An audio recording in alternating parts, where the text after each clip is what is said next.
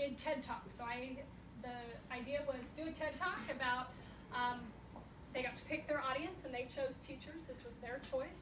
And this is what they wanted to talk to you about. So I'll let you guys take it away.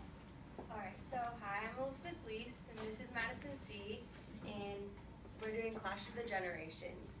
So within our past few years in our public education, we've noticed a significant decrease in the engagement with both the students and the teachers. In a survey conducted by Gallup, a American research company, they concluded that 20% of students are actively disengaged, while 10% of students are actively disengaged and discouraged. So with this type of disengagement, it lowers the quality of the education that is being taught. Dr. Lynn Priddy, a chief academic officer at the National American University, said to think from the perspective of learning first and what it really takes to learn deeply in the ways that change a person's way of thinking, doing, and relating. And I think this is really important in our education system, especially today. We need to help the students understand and how to connect all the information that they learn together in school to actually get effective teaching. So Generation Alpha is the newest generation, born in 2010 to the present day, and they're going to be born into a world of technology. And with this technology is going to be new emerging traits. Although they're not going to be entering high school right now, we are going to see those traits emerging today and in the next few years, and we can start integrating these students into our curriculum today. So if we create new learning objectives for these students, it will help them get a more better understanding and deeper knowledge base and better education. But before we can understand how to integrate these students into our education system, we need to understand both the needs of the teachers and the students. So we're going to look at teachers first, Generation X teachers. Alright, so obviously there's not as many of these Generation X teachers as we were hoping for, but we can work with it. So according to Pew Research, 74% of Gen X teachers agreed that hard work was the key to getting ahead.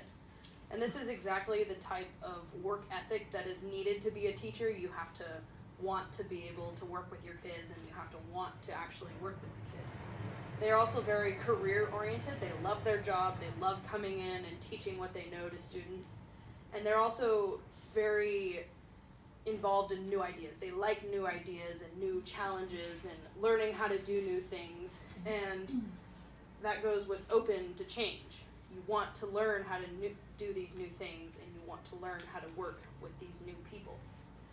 So now that we've talked about these teachers, and since this is called Clash of the Generations, we are going to talk about the next generation that you could possibly be clashing with. So Generation Alpha. But before we can look at Generation Alpha, since they are very young, we're going to look at their parents first, the millennials. In a Forbes magazine, they described the relationship between the millennial parent and the Generation Alpha child as passionate, intense, and borderline obsessive. This can be both beneficial and detrimental to the child. It can be beneficial in ways that they get an early start to their education and a very strong grounding and background. However, it can be detrimental in the ways that the child is always expecting praise or instant gratification or other things that might go along with helicopter parents. Another thing that we're going to see in Generation Alpha is different and changing communication styles. So they're going to be born into social media, and this means that they're going to be able to define themselves at a very young age. However, defining yourself at a very young age where you're going to be constantly changing and growing can be very confusing for the child. Also, they're going to have different types of communication. So they're going to have less physical communication and more communication over messaging networks. So this may be hard for a child to express their true emotions in a physical way and may lead to more signs of depression and anxiety that we're already seeing in our students today. Lastly, they're going to be very tech savvy, but this can also lead to them being overindulged with information. Since they're going to have access to a huge knowledge base at whenever they want, some students are going to be very smart and have a lot of base knowledge. However, they may have a hard time connecting all these big ideas together and critically analyzing and connecting and understanding the information that they were being taught. Also, they're going to be good at multitasking, having all of these apps and all these different things in the technological world, but they may have a hard time keeping an attention span, so they're going to have a very short attention span.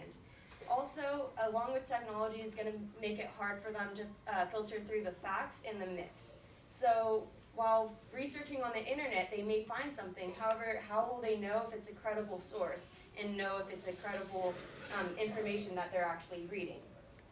So how do we connect all this information that they have obtained throughout their years growing up and use it to further enhance their education instead of just repeating what they already know and actually digging deep into what they haven't known yet?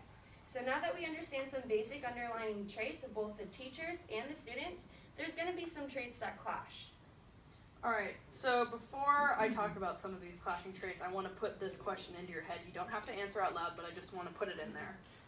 Is your classroom the one where all of your students are sitting like this and they're all paying attention and listening to you go in 1880, this is what happened? Or is your classroom the kinesthetic learning place where kids are up doing activities and talking to their peers and critically thinking about the idea that you just put up on the board and you watching them work together to figure this out?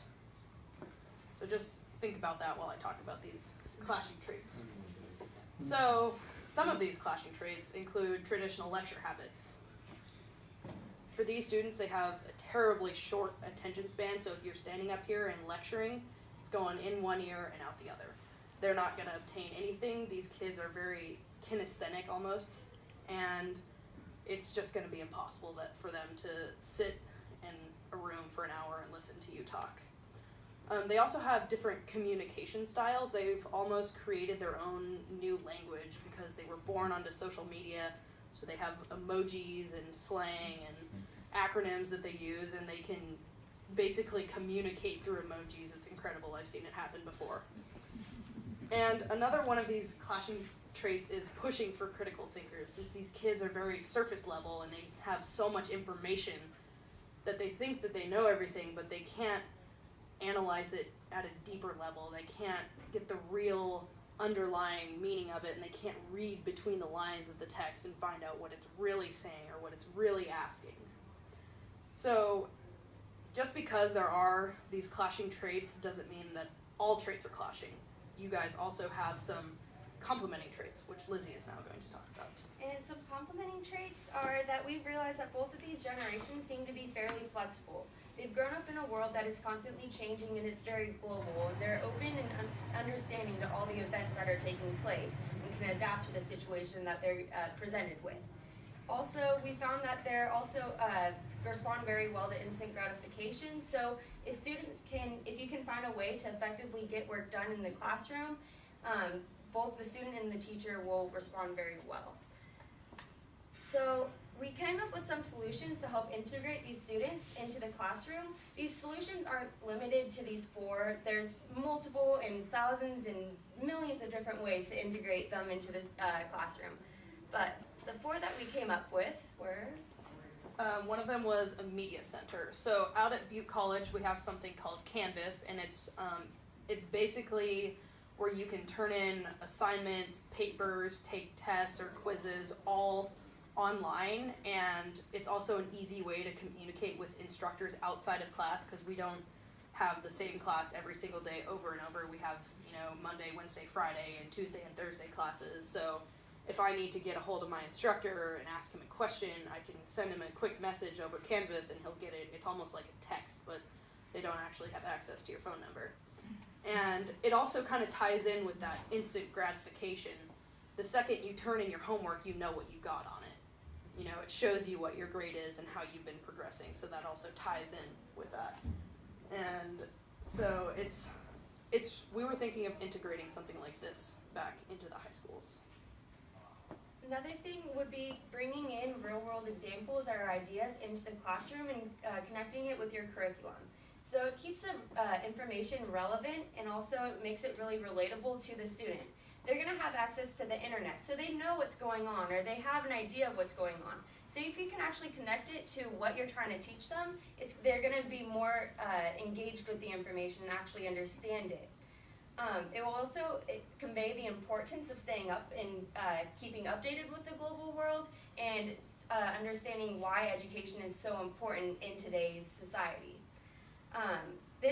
You can bring in any type of information or extra. You can bring in global events, you can bring in pop culture, history. There's so many different ways.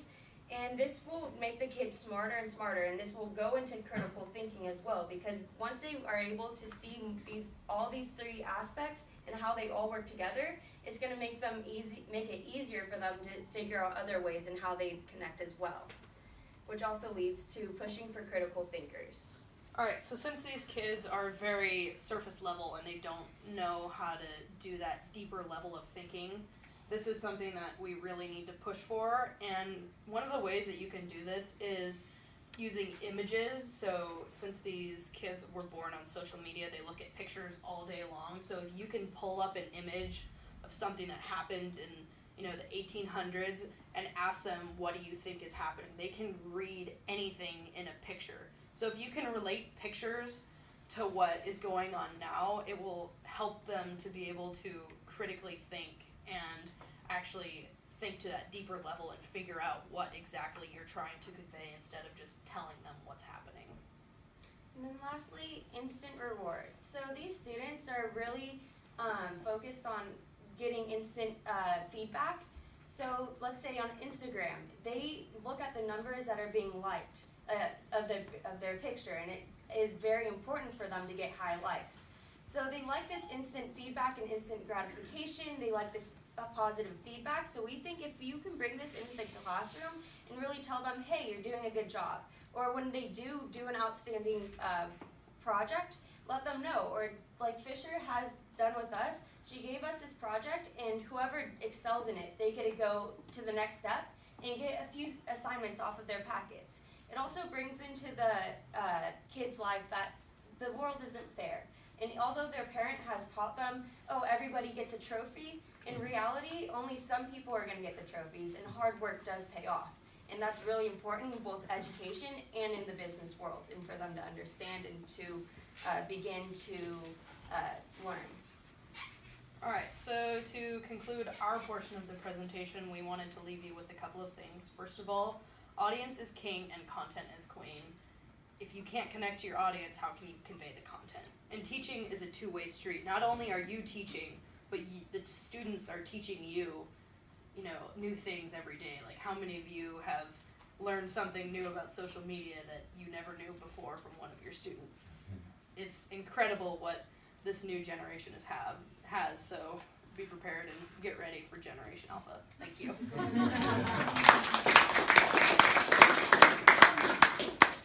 One thing that came up here is that even just looking at their slides versus mine, all the text on my slides, words, image. So even in their presentations, the difference is there. The second thing that they brought up to me, we were doing these presentations, is one student said, this generation stuff tends to be towards one culture. Does Generation Alpha and X and all the things we're talking about, does it expand across all ethnicities? And remember when that came up in class, we're like, whoa. Like, we had to sit and think about that, and I didn't bring that up. My students brought that up, and I was like, well, I got to think about that for a minute. So that two-way street is amazing there. So thank you so much. I know you guys are tired here.